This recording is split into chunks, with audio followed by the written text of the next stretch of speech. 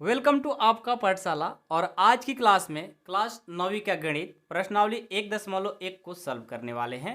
ये बहुत ही आसान प्रश्नावली है, आप लोग बस ध्यान से देखो मेरे भाई, सारे क्वेश्चन आप लोगों को समझ में आने वाला है आज की क्लास में। ठीक है, तो देखिए हमारा पहला प्रश्न है, क्या शून्य एक परिमेय संख्या है? क्या इसे आप p/q के रूप में लिख सकते हैं जहां p और q पूर्णांक है और q नॉट इक्वल टू 0 है। देखिए हमारा प्रश्नावली 1.1 जो है ना बहुत ही आसान है, लेकिन हमारे एग्जाम में इससे प्रश्न पूछे जाते हैं। सिर्फ प्रश्नावली 1.1 से 2 प्रश्न आपके एग्जाम में पूछे जाएंगे। मैं कंफर्म लास्ट में बता दूंगा कौन कौन क्वेश्चन आपको आ सकता है। ठीक है, अभी तो आपको पढ़ा लूँ अच्छे से, उसके बाद बता देंगे। तो ध्यान से क्लास को देखिए और बहुत ही मजा आएगा आपको पढ़ने में, और हर एक क्वेश्चन आप सीख कर जाओगे, इसके लिए मैं फुल गारंटी देता हूं मेरे भाई। तो आप टेंशन ना लो, हम इतना इजी मेथड से पढ़ाएंगे कि सारे क्वेश्चन आप लोग गर्दा उड़ा दोगे। समझ गए? तो चलिए स्टार्ट करते हैं। पहला प्रश्न हमसे बोला है कि शून्य एक परिमेय संख्या है और क्वेश्चन मार्क से बोला है, मतलब आपसे पूछ रहा है कि शून्य एक परिमेय संख्या है। उसके बाद क्या इसे आप p/q के रूप में लिख सकते हैं जहां p और q पूर्णांक है और q नॉट इक्वल टू 0। तो देखिए शून्य जो होता है ना परिमेय संख्या होता है, याद रखिएगा शून्य परिमेय संख्या है। अब क्यों है इसके बारे में थोड़ा सा डिस्कस करते हैं एक रफ पेज पर। ठीक है, आइए यहाँ पर थोड़ा सा डिस्कस कर लेते हैं। देखिए शून्य जो है ना, ये शून्य में हम एक से भाग देंगे तो कोई फर्क नहीं पड़ेगा, क्योंकि जीरो में किसी भी संख्या से भाग दे दो वो जीरो ही आएगा। ठीक है, तो अब ये जो जीरो है ना, अब बट्टे में एक आ गया, इसका मतलब क्या है? इसका मतलब है कि जीरो में कोई भी संख्या से आप 2 से कर लो, 3 से कर लो, 4 से कर लो, कोई भी संख्या से भाग दोगे वो जीरो ही होगा। और परिमेय संख्या को p/q के रूप में, ऐसे मतलब जिसको p/q के रूप में लिख सकते हैं उसको हम परिमेय संख्या बोलते हैं। और साथ में ध्यान रहे कि q का मान यानी जो नीचे होना चाहिए वो कभी भी जीरो नहीं होना चाहिए। तो देखो, तो ऊपर जीरो हो रहा है लेकिन जीरो नीचे नहीं हो रहा है, तो मैं जीरो के नीचे 1 लिख सकता हूँ, 2 लिख सकता हूँ, 3 लिख सकता हूँ, उसके बाद भी कोई मान में फर्क नहीं पड़ रहा है, उसके बाद भी ये जीरो ही आ रहा है। यानी हम p/q के रूप में इसको लिख सकते हैं, क्योंकि नीचे 1 2 3 4 5 आ रहा है भाई, इसलिए शून्य एक परिमेय संख्या है। तो आपको एग्जाम में कैसे लिखना है ये तो समझ गए कंसेप्ट कि हाँ भाई शून्य परिमेय संख्या है। तो प्रश्न संख्या, आप पहले हेडिंग डालिए, प्रश्नावली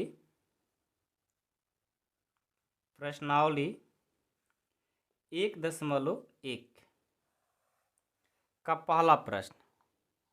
ठीक है, क्या होगा बताइए? लिखेंगे इसको कि हाँ, इसका जो आंसर होगा हाँ, ये मैंने हाँ कर दिया। अब लिखेंगे शून्य शून्य शून्य परिमेय संख्या है, शून्य परिमेय संख्या है। इसे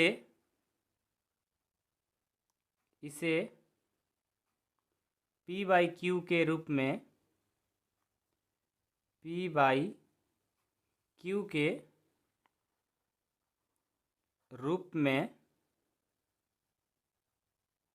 लिख सकते हैं, p/q के रूप में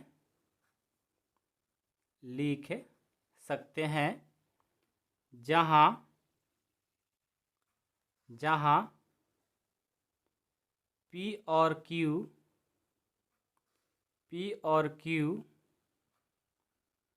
p और q पूर्णांक है और q नॉट इक्वल टू 0 है।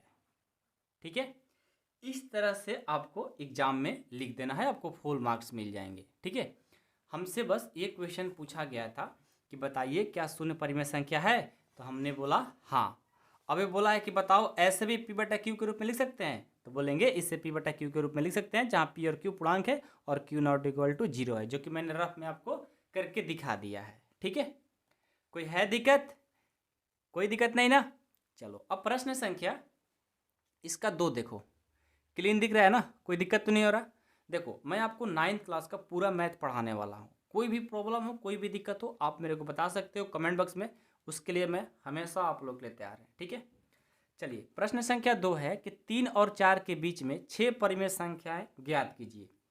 3 और 4 के बीच में 6 परिमेय संख्या बताना है। ठीक है, अब 3 और 4 के बीच में कैसे आप 6 परिमेय संख्या बता सकते हो? तो पहले मैं आपको कंसेप्ट बताता हूँ। ये जो 3 और 4 है, इनके बीच में अनंत परिमेय संख्या हो सकता है। कोई आपसे पूछे कि दो संख्याओं के बीच में कितनी परिमेय संख्या होती है, तो बताइएगा अनंत होती है। तो लेकिन हमें 3 और 4 के बीच में सिर्फ 6 परिमेय संख्या बताना है। तो कैसे बनाएंगे, आइए। इस क्वेश्चन को बनाने का बहुत ही आसान मेथड है, बहुत ही मोस्ट इंपॉर्टेंट भी क्वेश्चन है ये। हमें क्या बोला है कि 6 परिमेय संख्या ज्ञात करना है, तो लिखेंगे हल। दूसरा का मैं हल कर रहा हूँ। 6 परिमेय 6 परिमेय संख्या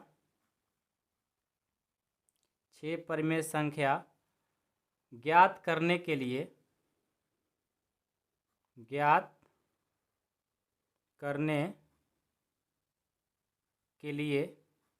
क्या करेंगे, 6 में 1 जोड़ देंगे तो क्या हो जाएगा 7।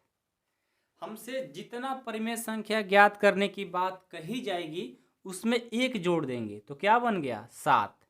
अब देखो यहाँ, कहाँ भाई, यहाँ क्या है, तो 3 और 4 है, तो पहले 3 है ना, तो मैं 3 को लिखूंगा। अब 3 में क्या करेंगे, 7 से गुना कर देंगे और 7 से भाग दे देंगे। अब आप कहेंगे आप ये कैसे कर सकते हो, तो देखो कभी भी मैथ में आप जिस संख्या से गुना कर रहे हो उसी से भाग दे दोगे तो दोनों कट करके फिर 1 आ जाएगा। 1 और 3 से करोगे तो 3, यानी पहले ऑर्डर में आ जाएगा अपना। ठीक है, तो आपको जब भी दो संख्याओं के बीच में 6 कहे, 7 कहे, 8 कहे परिमेय संख्या ज्ञात करना होगा, जितना बोलेगा उसमें 1 जोड़ देंगे। 6 बोला है 1 जोड़ देंगे। यदि 8 बोलता तो इसमें 1 जोड़ते तो 9 हो जाता। ठीक है, तो यहाँ 6 बोला है तो 6 में 1 जोड़ दिए 7 हो गया। अब 7 से मैंने क्या किया, ऊपर गुना नीचे भाग। अब इसको सॉल्व कर लो, 7 का 21 और नीचे क्या है 7, ये आ गया। अब 4 था ना, 4 में भी वही काम करेंगे, 7 से गुना 7 से भाग। अब देखो 7 चौका 28 और नीचे क्या है 7। आपको ध्यान ये देना है कि ऊपर वाला जो अंश है ना वो अलग अलग हो सकता है, लेकिन नीचे वाला जो हर है हमेशा बराबर होना चाहिए, ये अलग नहीं होना चाहिए। बस इस कंसेप्ट को आप याद रखिएगा, रखोगे ना। चलो अब हमें इन दोनों संख्या के बीच में 6 परिमेय संख्या निकल जाएगी, तो लिखेंगे अतः 6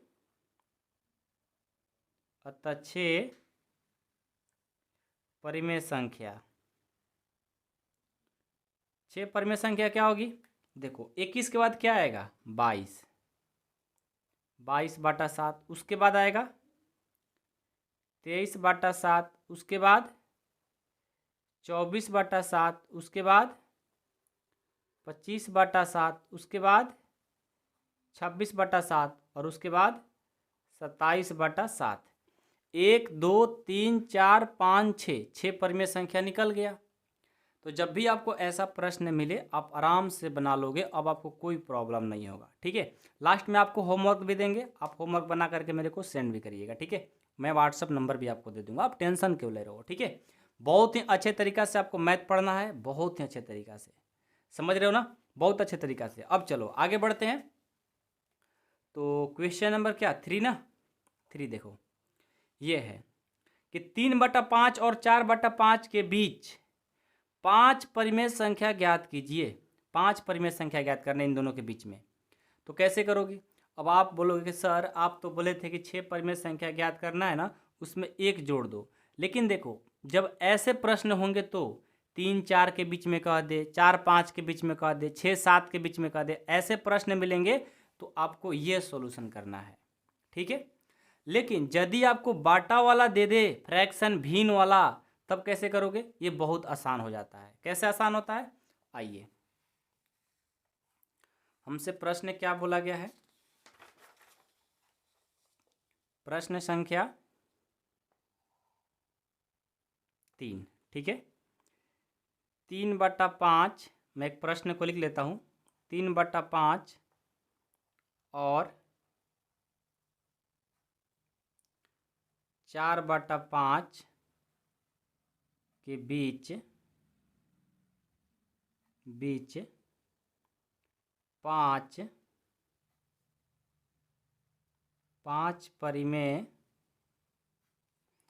परिमेय संख्या ज्ञात कीजिए। ठीक है, अब देखो ये दोनों संख्या है, लिखेंगे हल। बहुत आसान है, बस ध्यान से एक बार देख लो, उसके बाद कोई भी परिमेय संख्या के बीच में आप निकाल सकते हो। 3/5 है ना।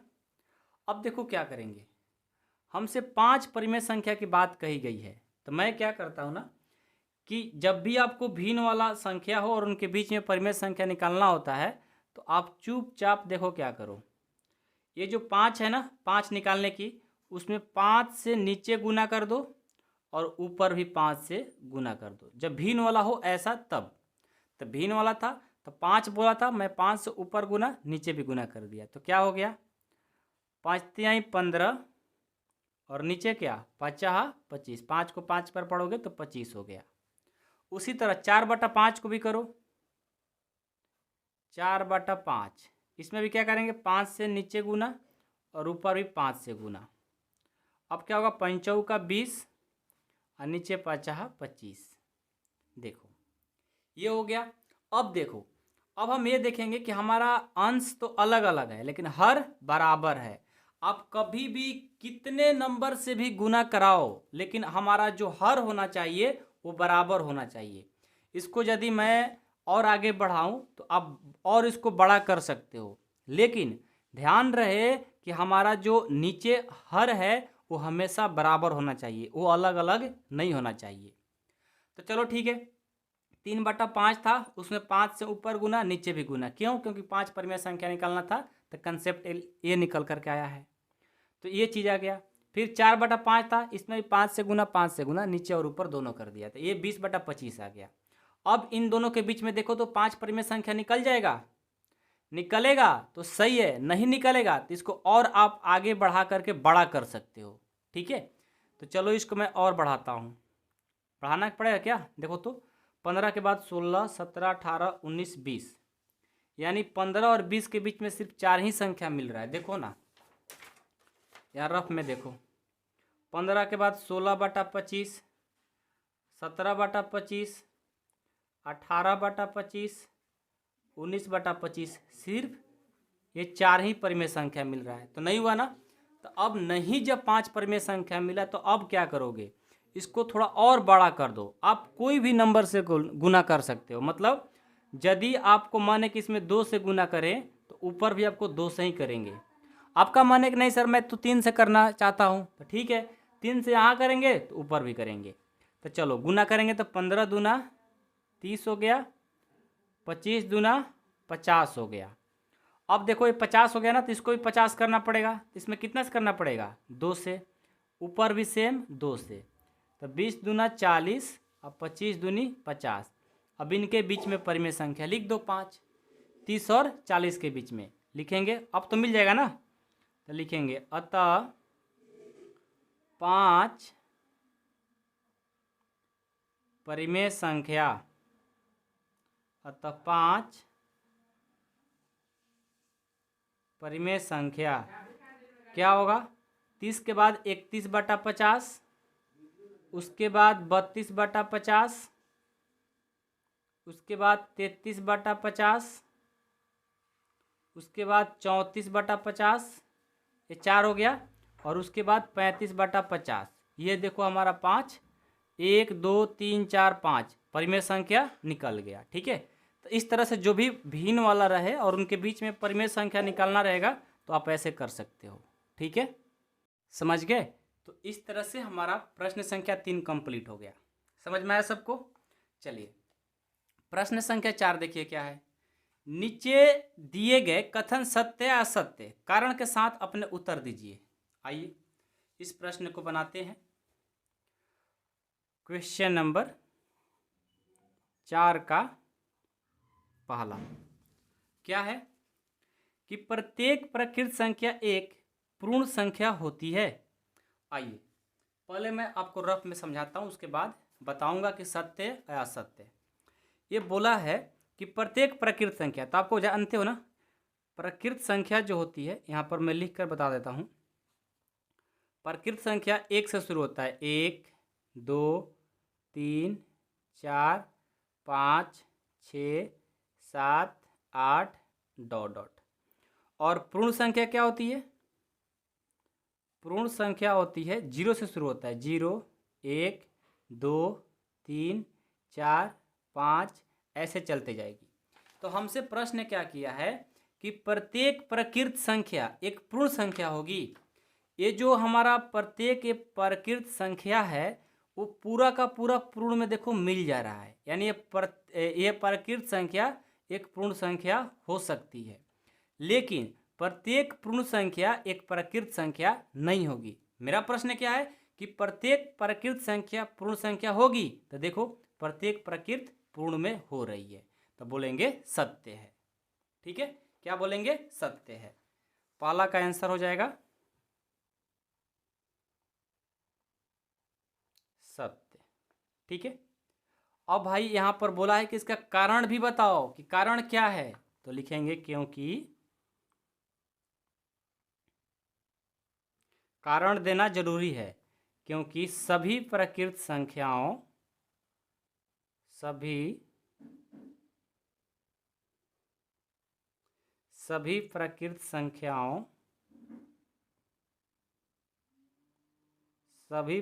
संख्याओं और जीरो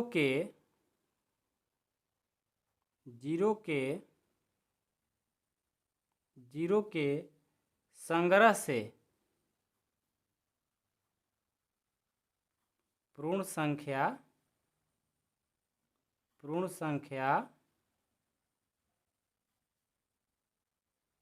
बनती है।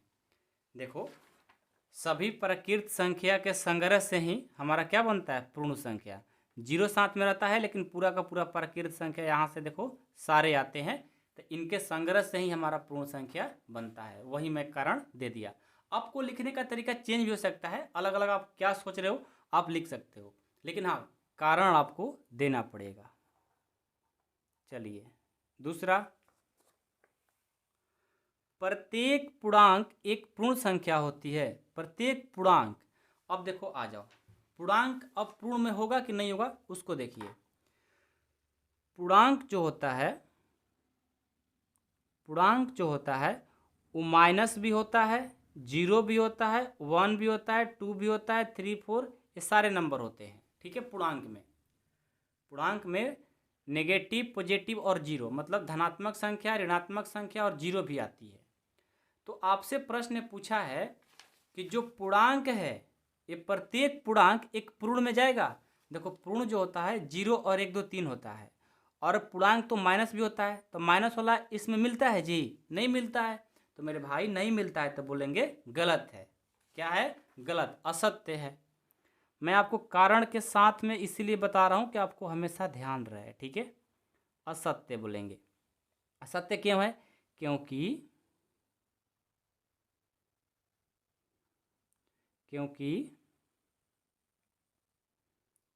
ऋणात्मक पूर्णांक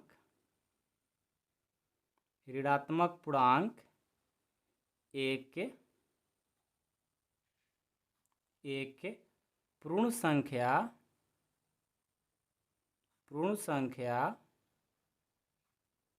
नहीं होती है। ठीक है, चलिए अगला प्रश्न देखिए। ये बोला है कि प्रत्येक परिमेय संख्या एक पूर्ण संख्या होती है। अब परिमेय संख्या देखो, परिमेय संख्या 3/5 होता है, 4/5 होता है, -2/5 होता है, -1/2 होता है। परिमेय संख्या प्लस भी होता है, माइनस भी होता है।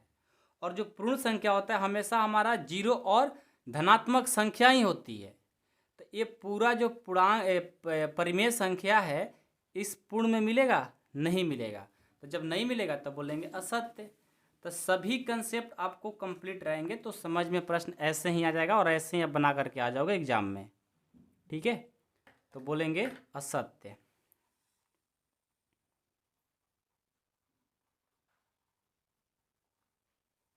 असत्य। असत्य क्यों है? क्योंकि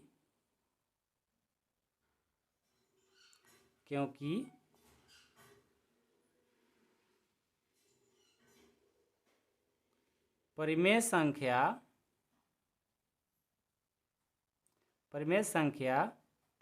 3/5 2/5 के रूप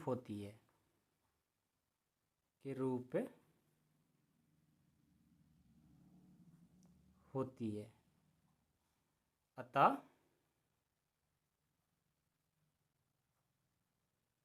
माइनस वाला भी एक ले लो, -7/2। अतः पूर्ण संख्या नहीं होगी,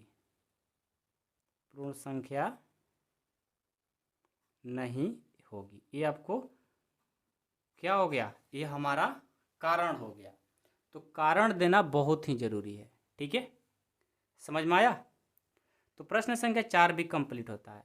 मैं आपसे बोला था कि आप लोग के लिए कुछ होमवर्क देंगे, तो आइए आपके लिए होमवर्क देते हैं 2 क्वेश्चन। ठीक है, आप लोग बना करके मेरे को कमेंट बॉक्स में कमेंट कर सकते हो। ठीक है, पहला प्रश्न है HW है, ठीक है ना, आप लोग बनाना और बना करके मेरे को सेंड करना। मैं आपको व्हाट्सएप नंबर भी दे रहा हूँ। पहला प्रश्न है कि एक और दो के बीच 6 नहीं, हाँ 6 परिमेय संख्या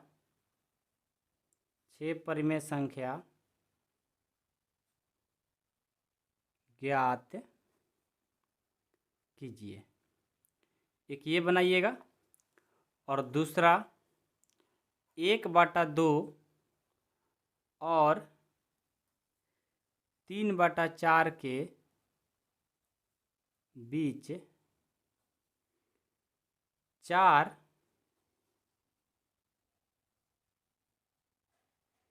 परिमेय संख्या